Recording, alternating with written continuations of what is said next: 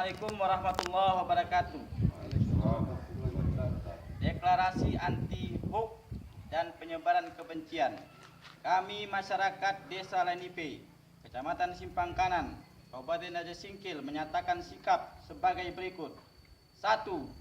Kami mendukung Polri terhadap penangkapan para pelaku hoax, baik dari kelompok MCA maupun yang lainnya, yang dapat memecah belah persatuan dan kesatuan bangsa. 2.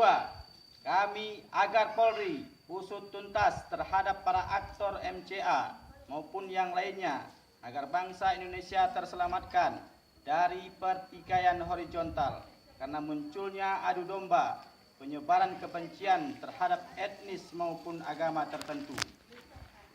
3. Kami menghimbau kepada seluruh masyarakat, baik muslim maupun non-muslim, agar tidak mudah terprovokasi oleh isu-isu hoax yang tidak mudah menyebarkan berita hoax kepada orang lain.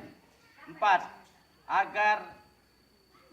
Mari selamatkan kota kita, Kecamatan Simpang Kanan, dari isu-isu ajaran kebencian serta kita jalin kerukunan beragama. Assalamualaikum warahmatullahi wabarakatuh.